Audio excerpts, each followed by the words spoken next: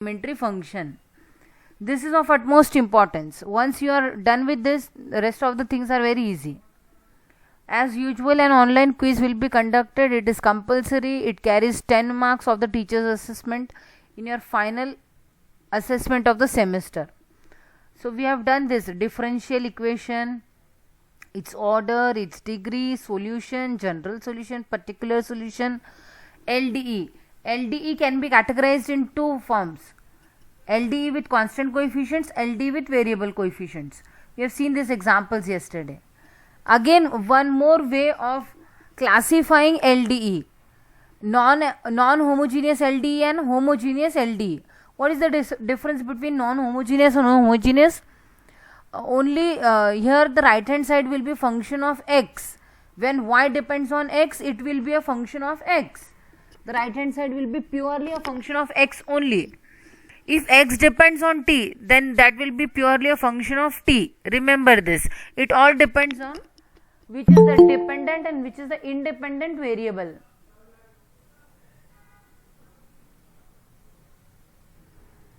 So, once you equate the right hand side function to 0, then that becomes the corresponding homogeneous LDE. So, non-homogeneous LDE is also of two types, with constant coefficients, with variable coefficients. So, if you observe this, this is nth order derivative term. Always the highest order derivative should be of coefficient 1. If it is not 1, you make it 1 by dividing throughout by the coefficient. This is the point to be remembered. Highest order derivative का coefficient 1 ही रखना है हमेशा. अगर it is not 1, उसको 1 बनाइए उस quantity से through out divide करके. ये a1, a2, ans ये कॉन्स्टेंट्स है, इसीलिए हम इसे कहते हैं non homogeneous LDE with constant coefficients. और ये विथ वेरिएबल कोएफिशिएंट्स में क्या होगा, ये जो कोएफिशिएंट्स है वो x के कुछ फंक्शंस होंगे जिन्हें हम कह सकते हैं p1 of x, p2 of x, pn of x, and the right hand side is x, capital X function of small x. तो ये ऐसे ही होमोजीनियस को कैटेगराइज कर सकते हैं, homogeneous LDE with constant and homogeneous LDE with variable coefficients. ठीक है, अब मैंने आपको पहले ही बता दिया है LDE विथ कांस्टेंट कोएफिशिएंट्स ही है हमारे सिलेबस में, वेरिएबल कोएफिशिएंट्स वाला पार्ट नहीं है. तो हम इंटरेस्टेड हैं सॉल्यूशन में. आपको दिया जाएगा एक non homogeneous LDE with constant coefficient और हमें चाहिए उसका general solution. So it is nothing but addition of two functions. One is complementary function and another is called particular integral. ये दोनों हमें ढूंढना है और दोनों की एडिशन फाइनली जनरल सॉल्यूशन रहेगा दिए हुए non homogeneous LDE with constant coefficient का. इन शॉर्ट हम इसे लिखते हैं GS is equals to CF plus PI. CF क्या होता है, CF कैसे ढूंढना है ये मैं आपको सिखाने वाली हूँ. बट CF क्या होता है, आपको दिया गया है नॉन होमोजीनियस LDE. आप उसका होमोजीनियस LDE बना सकते हो करस्पॉन्डिंग. कैसे, उसके राइट हैंड साइड का जो फंक्शन है उसको 0 कर दो, वो रहेगा होमोजीनियस. तो उस होमोजीनियस का सॉल्यूशन, उस होमोजीनियस LDE का सॉल्यूशन होता है CF. मतलब नॉन होमोजीनियस का सॉल्यूशन क्या रहेगा, होमोजीनियस का solution plus particular integral. In short, अब CF को ढूंढने के लिए पहले ये प्रोसीजर को समझ लीजिए. ये बहुत इंपॉर्टेंट प्रोसीजर है जो थ्रू आउट हम यूज करने वाले हैं. हमने शुरुआत की non homogeneous LDE with constant coefficient से. जनरल ले रहे हैं हम nth ऑर्डर का non homogeneous LDE with constant coefficients. Non homogeneous इसलिए क्योंकि इसका right hand side function of x है, y depends on x, right hand side is a function of x, इसीलिए नॉन होमोजीनियस. ये कोएफिशिएंट्स है ना, constants है, जैसे कि 2, 3, -4, -7, -9, -100 ऐसे. So this is a general form of nth order LDE with constant coefficients which is non homogeneous. ठीक है, अब इसको हम क्या करेंगे, y सभी के पास है, हर टर्म के पास y है लेफ्ट हैंड साइड में, y को कॉमन लेते हैं थ्रू आउट. अब आपको ये ध्यान रखना है कि इस y को आप यहां पर नहीं रख सकते हो. It is not a into b, it is a operator operating on some y function b। तो यहाँ पे आप मल्टीप्लीकेशन भी नहीं लिख सकते हो, डॉट भी नहीं डाल सकते हो, बिकॉज ये ऑपरेटर्स है, differential operator operating on y function.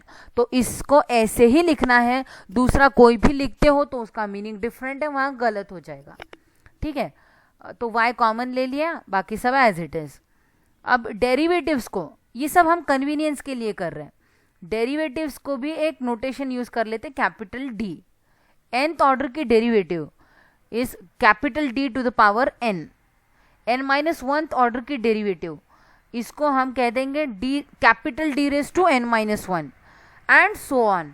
तो उसी श्रृंखला में d2 by D X square will be capital D का square and d by D X will be capital D. ये अच्छी से समझ लीजिए, बहुत इंपॉर्टेंट है ये।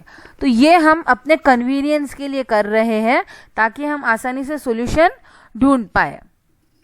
ठीक है, अब ये रिप्लेसमेंट्स यहाँ पर कर देते हैं।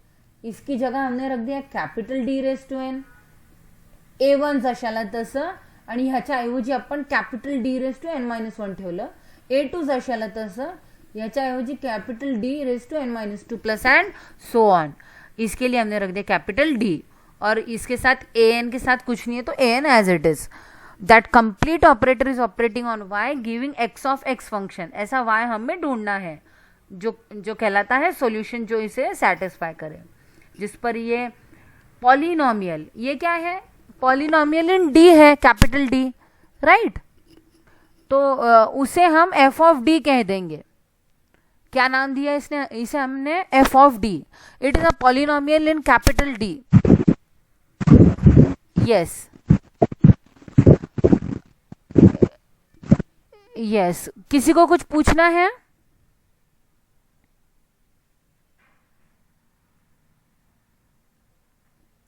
Yes, anyone wish to ask anything? Okay, I'll proceed then. Is the screen visible? Yes.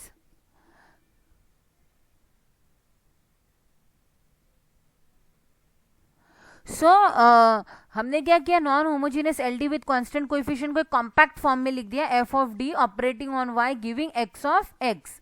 F of D is a polynomial in D, उसको एफ ऑफ डी नाम दे दिया, F of D operating on Y giving X of small X. तो non homogeneous LD को हम ऐसे लिख पाते हैं। This is very crucial point, note it, अपने नोटबुक में लिख लीजिए। अब ये होगी आपकी इक्वेशन की रिप्रेजेंटेशन। अब इस इक्वेशन का आपको ढूंढना है सॉल्यूशन। ठीक है, तो इसका सॉल्यूशन दो पार्ट्स है, C F and P I. अब सी एफ कैसे निकालना है वो सीखते हैं।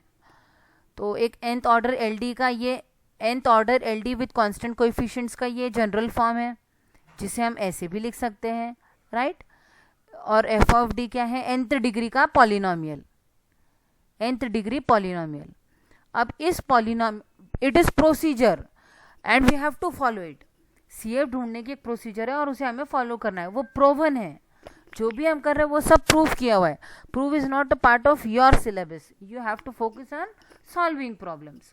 तो अब सी एफ निकालने की प्रोसीजर को समझते हैं। ठीक है, जो nth डिग्री का पॉलिनोमियल है एफ ऑफ डी, उसको आपको फैक्टराइज करना है। हमारा मेन इंटरेस्ट है इसके रूट्स। ठीक है, तो nth डिग्री का पॉलिनोमियल है तो उसमें n फैक्टर्स हो जाएंगे। एक फैक्टर होगा d माइनस m1, दूसरा होगा d माइनस m2, तीसरा होगा d minus m3 and so on. कहाँ तक चलेगा, d माइनस mn तक। तो इस nth डिग्री पॉलिनोमियल को हमने फैक्टराइज किया। nth डिग्री है तो उसमें आ जाएंगे n फैक्टर्स और हर फैक्टर के रूट होंगे, राइट। यहाँ पे प्लस भी हो सकता है, माइनस भी हो सकता है, तो अकॉर्डिंगली आपको यहाँ से रूट्स मिल जाएंगे। हम इंटरेस्टेड है रूट्स में, और इसीलिए मैंने आपको पहले रूट्स के लिए 3 से 4 घंटे हमने उस पर स्पेंड किए हैं। तो यहाँ तक क्लियर है सभी को, ऑल ऑफ यू? यहाँ तक अगर क्लियर है तो हम आगे बढ़ेंगे। ये समवन प्लीज टेल मी, यहाँ तक ठीक है, सबको समझ में आ गया?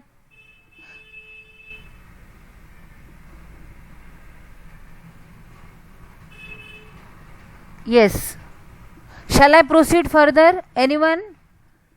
Switch on the mic and let me know. आगे बढ़ना है, यहाँ तक ठीक है, समझ में आ गया? कुछ पूछना है? मैम फिर से एक बार बताइए. ठीक आहे. हा मॅडम परत सांगा. बरं बरं, ठीक आहे ठीक आहे. हे बघा, आपल्याला nth ऑर्डर, आपण nth order homogeneous nth order non homogeneous LDE with constant coefficient घेतला. ऐसे प्रॉब्लम्स हमको एग्जाम में आने वाले हैं, हम इसी पे फोकस कर रहे हैं. जैसे कि मैंने पहले ही बता दिया था, nth order LDE with constant coefficients जो कि नॉन होमोजिनियस है, उसका सॉल्यूशन हमको ढूंढना है, तो हम उसे स्टडी कर रहे हैं. यहां से हमने क्या किया, y कॉमन ले लिया. अब ये ऑपरेटर है, इसको कहेंगे differential operator. This operator is operating on y function. तो हमें सॉल्यूशन चाहिए, ऐसा y ऑफ x ढूंढना है जो इसे सेटिस्फाई करेगा.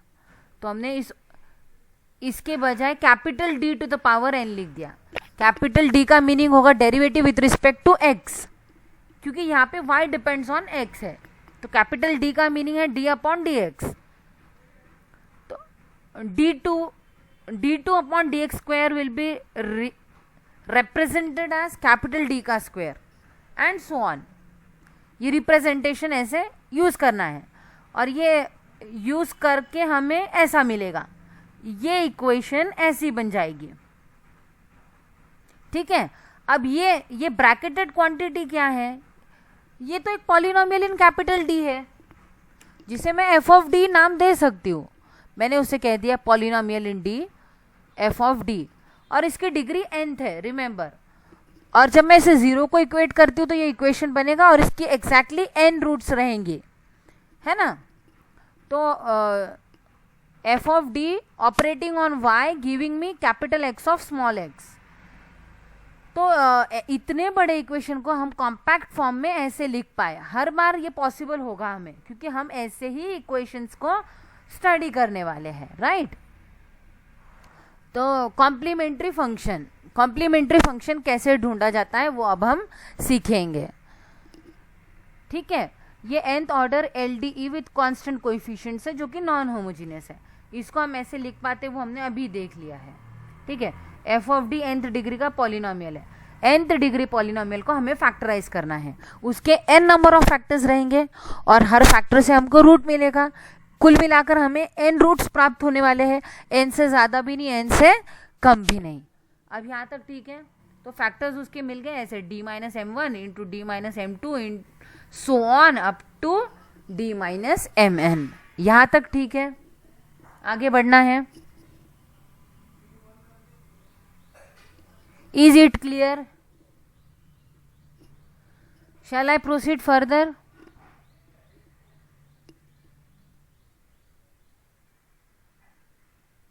Yes. Shall I proceed further?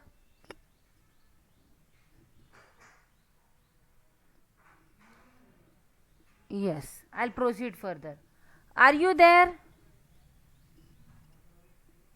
Anyone? Please switch on the mic and let me know. Are you there? आ रहा है समझ में? आगे बढ़ू मैं? Yes. So Nikita is saying yes. Okay okay okay, fine fine fine. आगे बढ़ते हैं. अब f ऑफ D पॉलिनोमियल है nth डिग्री का, इसके n फैक्टर्स ढूंढ लिए. अब इस पॉलिनोमियल का इक्वेशन के रूट्स में हम इंटरेस्टेड है. अब इसको क्या किया हमने, n नंबर ऑफ रूट्स है, और सपोज सारे रियल है और डिफरेंट डिफरेंट है. n roots all are real and all are different. उनको नाम दिया हमने m1 m2 mn. ऐसे n नंबर ऑफ रूट्स है, सारे रियल है, सारे अलग अलग है. तो CF का फॉर्मूला ऐसा रहेगा, CF is equals to C1 क्या है, arbitrary constant, C1 C2 up to Cn. ये आर्बिट्ररी कांस्टेंट्स है, ये कोई भी वैल्यू ले सकते हैं, कोई भी रियल नंबर हो सकता है. C1 e raise to m1 पहला रूट उठाओ, यहां पर रखो, plus C2 e raise to m2 दूसरा रूट उठाइए, यहां पर रखिए, plus and so on, plus Cn e raise to mnx. तो ये बन गई आपकी CF. ये CF का फॉर्मूला है तब जब सारे रूट्स रियल होंगे और सारे अलग अलग होंगे। तो m1 का करस्पॉन्डिंग CF का पार्ट इतना है, m2 का करस्पॉन्डिंग इतना, mn का इतना, और उन सब की एडिशन देगी हमें CF। यहाँ पे एक एग्जाम्पल लेते हैं। सपोज ये आपका LD है, this is a LDE which is non homogeneous, it is of order 2 and it is a non-homogeneous LDE with constant coefficients। ठीक है, तो इसका f of d कितना है, d स्क्वायर माइनस 4। इसको 0 को इक्वेट करो, दो रूट्स मिलेंगे आपको 2 एंड -2, तो दोनों रियल है और दोनों अलग अलग है, इसलिए ये m1 है हमारा और ये m2 है। तो CF क्या आएगा, C1 e raised to 2x plus C2 e raised to -2x। यहां तक समझ में आ गया सभी को? Is this clear? Shall I proceed further? अब आते हैं केस 2 पर। If 2 of the n real roots are same, n number of real roots है, उसमें से 2 सेम है, बाकी के सारे अलग अलग है। जो सेम है उनको हमने m1 is equals to m2 ऐसे कह दिया, और m3 ऑनवर्ड्स अलग अलग है। तो एक रूट अगर 2 बार आता है तो उसका CF क्या रहेगा, C1 प्लस, अब ये एक बार आया था तो C1 था सिर्फ, अब C1 plus C2 into x in a bracket, C1 plus C2x in a bracket into e raise to m1x। यहाँ पे C1 के बजाय C1 प्लस C2x हो गया क्योंकि 2 बार आया है, 2 बार आता है तो इतना जाएगा, और बाकी सब अलग अलग है तो उनका C3 e raise to m3x plus and so on plus Cn e raise to mnx। जैसे कि फॉर एग्जांपल ये एग्जांपल लीजिए, ये फैक्टर्स है, ये पूरा f ऑफ d है, ये f of d operating on y should give you x square. This is a non homogeneous LD with constant coefficient of order 3 तो इससे जो रूट्स मिल रहे हैं वो -3 है, और इससे जो रूट मिल रहा है वो 2 है, राइट। तो 2 रियल रूट्स हैं और 2 सेम है और एक अलग है, तो ये -3 2 बार आया है, तो उसका करस्पॉन्डिंग CF कितना रहेगा, C1 plus C2x bracket into e raise to -3x plus C3 into e raise to 2x, 2 के लिए e raise to 2x, C1 C2 C3 arbitrary constants. And cubic polynomial था, पॉलिनोमियल इक्वेशन था, तो 3 roots मिले, right. यहां तक clear है? Is this clear? क्योंकि I am going to release a quiz, तो कुछ पूछना है तो पूछ लो। यहां तक आ रहा है सबको समझ में? अब केस 3 पे जाते हैं। If 3 of the n real roots are same, अभी हमने पहले क्या देखा, सारे रियल थे लेकिन सारे डिफरेंट थे, तो उस केस में हमने ऐसे बनाया CF, ये फॉर्मूला को ध्यान में रखकर। दूसरे केस में हमने क्या देखा,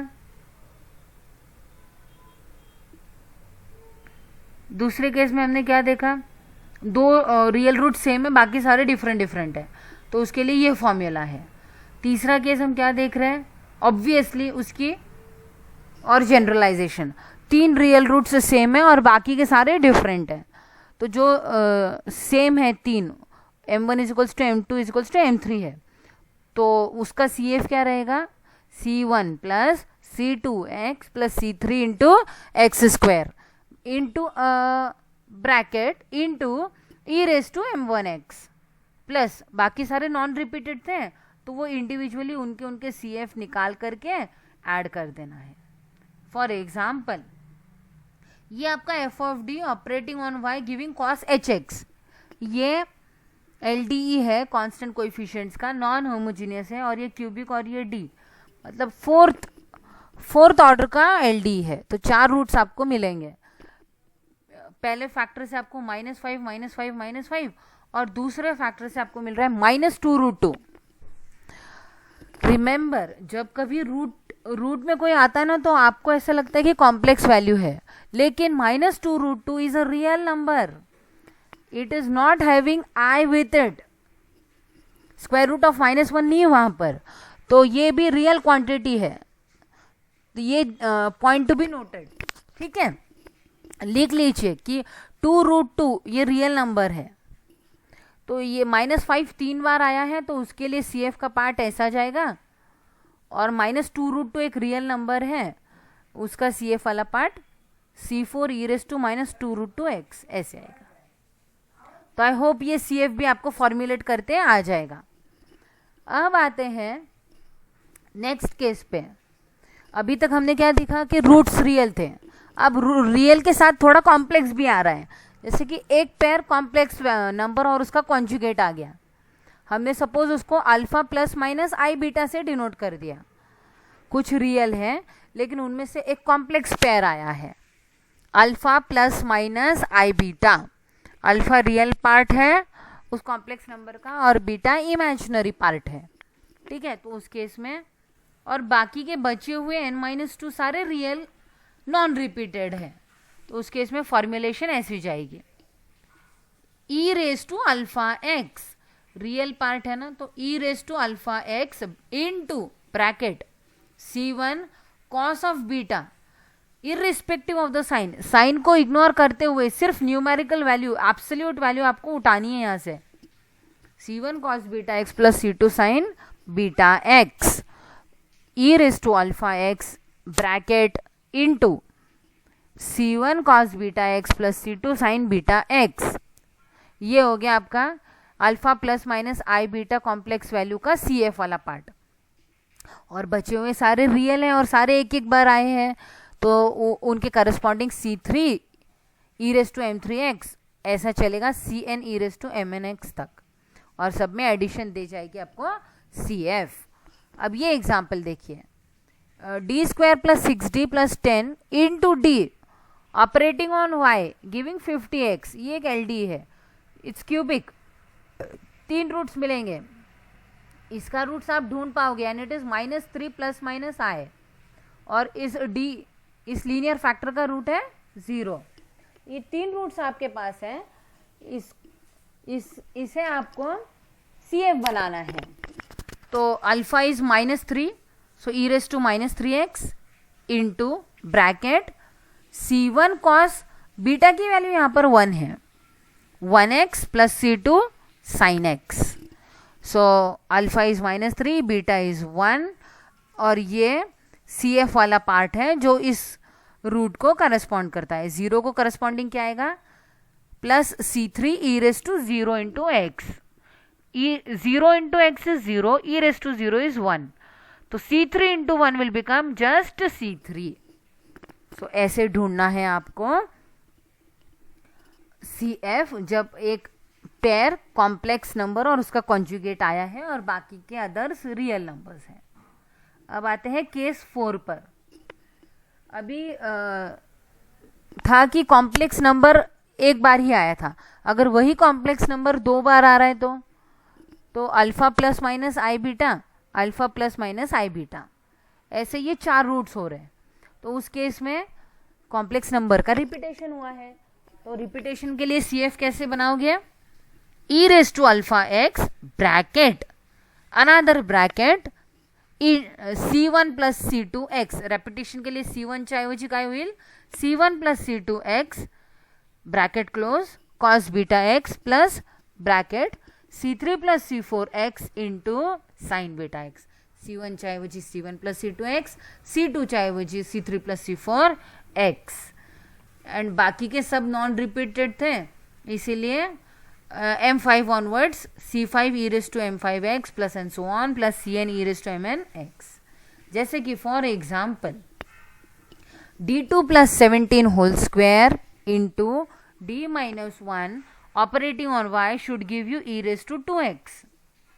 सो इसके रूट्स क्या होंगे, d2 प्लस 17, ये फैक्टर 2 बार आया है, तो plus minus √17i and plus minus √17i, यहाँ पे i आएगा क्योंकि प्लस 17 है, -17 होता तो नहीं आता, प्लस है इसीलिए।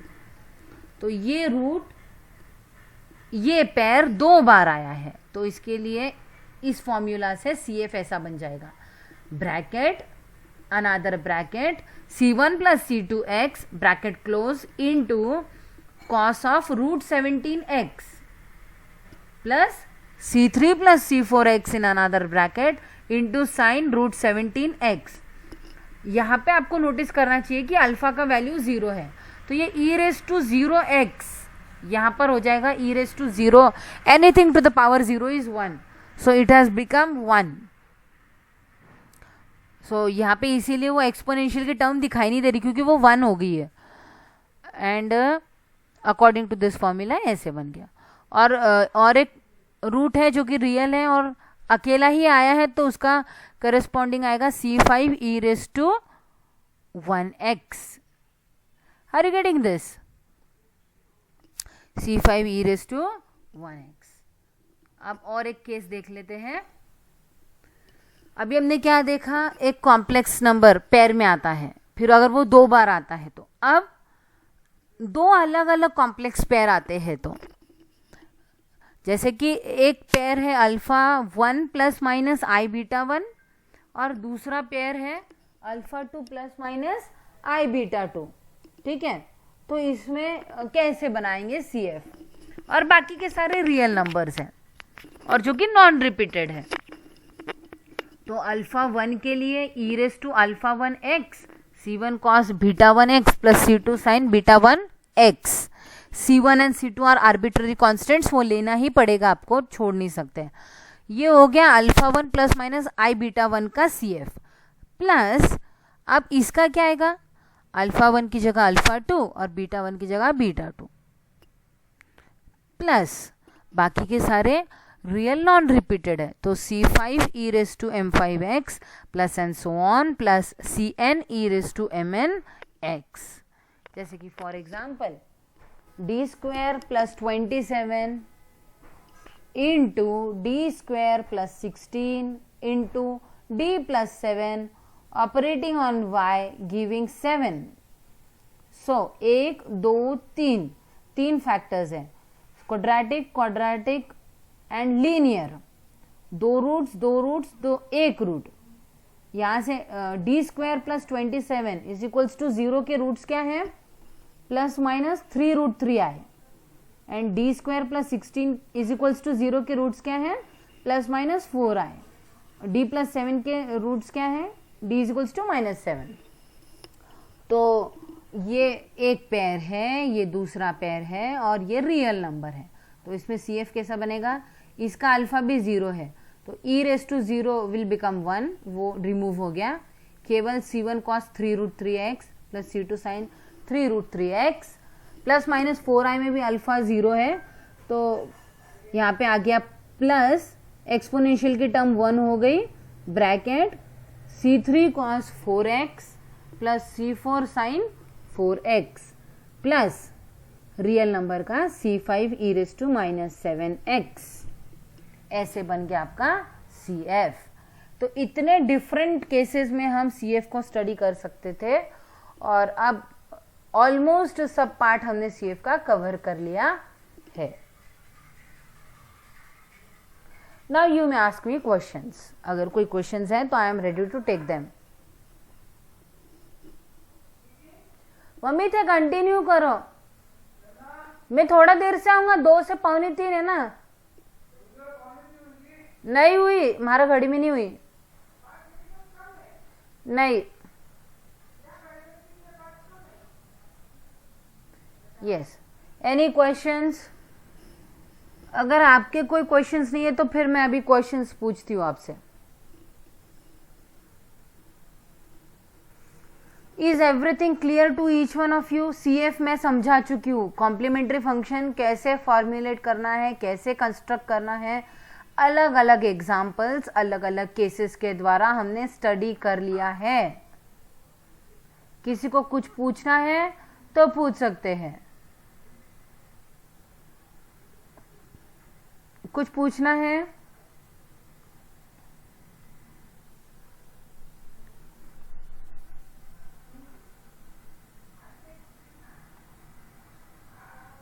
Yes, anyone wish to ask anything?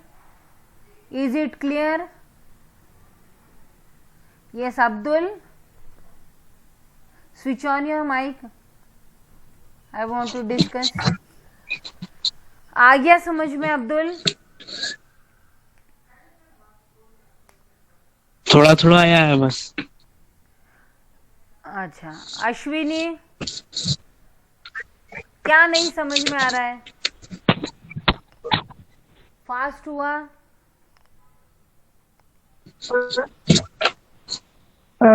हो. आणखीन एकदा घेऊ? हो मॅम प्लीज. एकदा पुन्हा घेते मी, नंतर पण मग तुम्ही मला आन्सर द्यायचा आहे. हो. ठीक आहे, चालेल. पण असं नेहमी नेहमी नाही घेऊ शकत मी, कारण प्रत्येक वेळेस जर रिपिटेशन पाहिजे असेल तर ते कसं शक्य आहे ना? Isn't it? मॅम काय? यस, किसी कोई कुछ बोलना चाहता है? मैम. हाँ बोलिए अब्दुल. मैम एक केस के बाद दो प्रॉब्लम लीजिए ना. एक केस के बाद दो प्रॉब्लम्स? एग्जाम्पल और देंगे हम, लेकिन अभी आपके अंडरस्टैंडिंग के लिए एक पे एक ऐसे लिया है मैंने. अभी इतना तो समझ लीजिए पहले.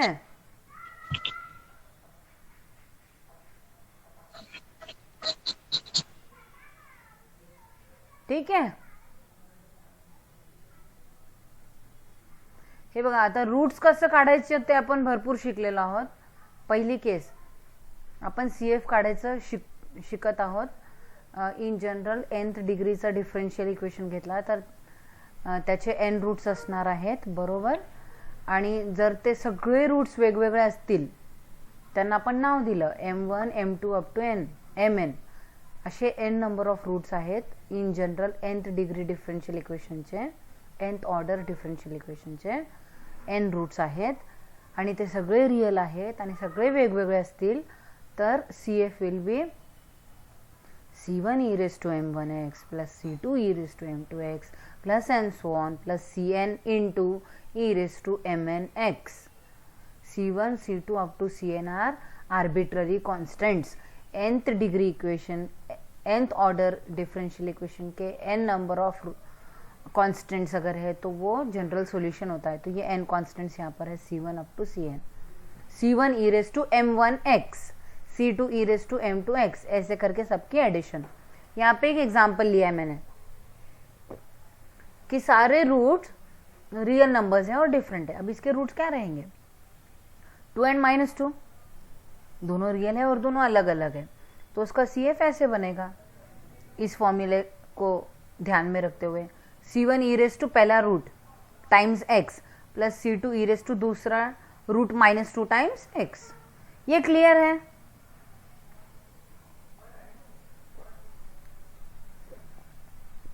Is this clear? Yes ma'am. Ma'am फक्त सगळ्यांचे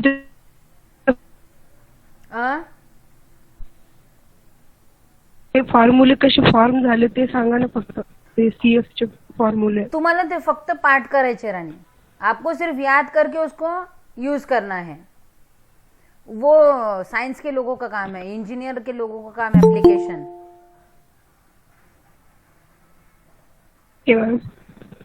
तुम्ही फक्त ते लक्षात ठेवून बनवायचे आहेत. ते सगळं प्रोवन आहे, ये सब प्रूफ किया हुआ है, ऑथेंटिक है, फैक्चुअल है.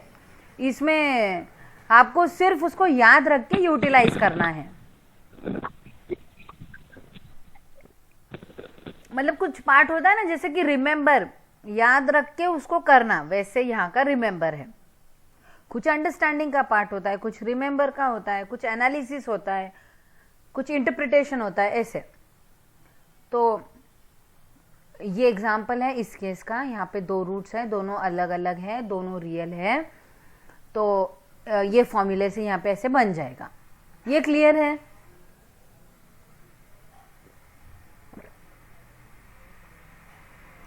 ये क्लियर है तो हम आगे बढ़ते हैं.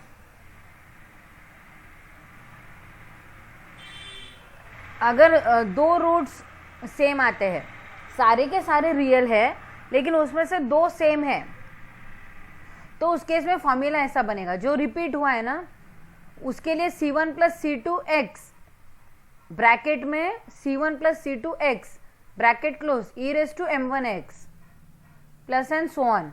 बाकी सब नॉन रिपीटेड के लिए ऐसे सिंगल सिंगल ही चलेगा। रेपिटेशन के लिए यहाँ पे C1 चाहे वो C1 प्लस C2x। एग्जाम्पल,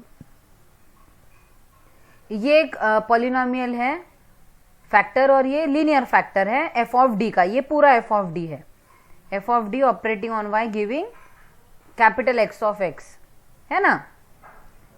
इसके रूट्स है -3 और इसका रूट है 2। ये दोनों सेम है तो ये टर्म 2 बार आई है तो ऐसे फॉर्मुलेशन होगी CF की, C1 प्लस C2x e⁻m1 की वैल्यू -3 है, -3 रख दी, और 2 एक ही बार आया है तो उसका ऐसे बनेगा C3 e⁻2x एन एडिशन, ये बन गया आपका CF। 3 बार एक ही नंबर आ रहा है और वो रियल है और बाकी के सब एक एक बार ही आते हैं, जैसे कि ये एग्जांपल में -5 -5 -5 -2√2, तो ये 3 बार आया है। इस फॉर्मूला को यूज करके इट विल बी CF क्या आएगा, C1 plus C2x plus C3x² into, ये ब्रैकेट में डालना है, don't forget the bracket, into e⁻5x plus C4 e⁻2√2x। ये रियल नंबर है, उसका सेपरेटली बना लिया और ऐड कर दिया। एक बार रियल रूट आता है, अलग अलग आते हैं तो ऐसे, कोई 2 सेम आते हैं तो ऐसे, कोई 3 सेम हो जाते हैं तो ऐसे। अब रियल के अलावा सपोज कीजिए आपके कॉम्प्लेक्स रूट्स भी आ रहे हैं, तो एक पेयर आ गया सपोज कॉम्प्लेक्स का, उसको हमने अल्फा प्लस माइनस आई बीटा बोल दिया थ्योरेटिकली। ये एक नंबर है जो उसके कॉन्जुगेट के साथ इस दी हुई इक्वेशन का रूट है, और बाकी के सारे कितने बचेंगे n-2, वो सारे सपोज रियल है, तो उस केस में CF ऐसे बनेगी, ये आपको याद ही रखना है। e⁻x into bracket C1 which is arbitrary constant, C1 into cos beta x plus C2 into sin beta x। ये अल्फा एक्सपोनेंशियल में जाएगा, बीटा कॉस और साइन में जाएगा, ब्रैकेट क्लोज। इतना ये मैंने हाईलाइट भी किया है, हाईलाइटेड पार्ट इसका करस्पॉन्डिंग CF आ गया। अभी बचे हुए सारे रियल थे तो उनका रियल का इंडिविजुअली, ये तो आपको पता ही है रियल का कैसे लेना है। एग्जाम्पल यहाँ पे देखिए, d² plus 6d plus 10 into d and this is operating on y, ये f ऑफ d है, ये क्वाड्रेटिक है, इसके 2 रूट्स है -3 प्लस माइनस i, और ये d है सिर्फ, d इज इक्वल्स टू 0 हो जाएगा। तो ये कॉम्प्लेक्स पेयर के लिए ये फॉर्मूला लगाएंगे, अल्फा का वैल्यू -3, बीटा का वैल्यू 1, और इस फॉर्मूले को यूज करके ये ऐसे बन गया। और बाकी d इज इक्वल्स टू 0 के लिए C3 e⁻0x, 0 into x is 0, e⁻0 is 1, so it is ultimately only C3। जब कभी 0 रूट होगा तो सिर्फ कांस्टेंट आएगा उसका CF, ये दोनों का एडिशन रहेगी इस क्वेश्चन का CF, इसके सॉल्यूशन का CF। अब अभी हमने देखा कि एक कॉम्प्लेक्स पेयर आया है, अब ऐसा है कि वही कॉम्प्लेक्स पेयर 2 बार आया है, वो भी हो सकता है ना। तो 2 बार आता है तो C1 के जगह पे आ जाएगा, यहाँ पे C1 था, यहाँ पे C1 प्लस C2x आ जाएगा, C2 की जगह पे आ जाएगा C3 plus C4x in a bracket. ये डिफरेंस हो जाएगा रेपिटेशन ऑफ कॉम्प्लेक्स नंबर के लिए, बाकी सारे रियल नॉन रिपीटेड है इसलिए उनका ऐसा बन गया। एग्जाम्पल देखिए, d² plus 17 whole square into d-1y equals to e⁻2x। ये फैक्टर 2 बार आया है तो डेफिनेटली इस फैक्टर के रूट्स 2 बार आने वाले हैं। इस फैक्टर के रूट है प्लस माइनस √17i और d-1 का रूट है 1, तो ये फैक्टर 2 बार आया है क्योंकि स्क्वायर है इसीलिए 2 बार आया है, इसलिए bracket round bracket C1 plus C2x round bracket close into cosine of √17 beta की वैल्यू √17, अल्फा 0 है, अल्फा 0 इसलिए एक्सपोनेंशियल टर्म 1 हो गई, plus C3 plus C4x sine √17x plus C5 e raised to 1x plus C5 e raised to 1x. So this is how we can formulate the CF. Last case, हो सकता है complex root जो आया है वो भी repeat हुआ है या अलग अलग है, सॉरी रिपीटेशन का हमने देख लिया, अब अलग अलग, अल्फा 1 प्लस माइनस आई बीटा 1, अल्फा 2 प्लस माइनस आई बीटा 2, ये एक पेयर और ये दूसरा पेयर, तो अल्फा 1 प्लस आई माइनस बीटा 1 के लिए CF ऐसा जाएगा, प्लस अल्फा 2 प्लस माइनस आई बीटा 2 के लिए उसी लाइंस पे जाएगा, अल्फा 1 के बजाय अल्फा 2, बीटा 1 के बजाय बीटा 2, और बाकी के रियल नॉन रिपीटेड थे इसलिए उनके लिए ऐसे जाएगा। एग्जाम्पल देखिए, D2 plus 27 into D square plus 16 into D plus 7, ये देगा आपको प्लस माइनस 3√3 आए, ये देगा प्लस माइनस 4 आए, और ये देगा -7। ये एक अलग पेयर है, ये दूसरा अलग पेयर है, तो दोनों के एक्सपोनेंशियल्स 1 हो गए क्योंकि अल्फा 0 है, और वो हो गया C1 cos 3√3x plus C2 sin 3√3x plus C3 cos 4x plus C4 sin 4x plus C5 e raised to -7x।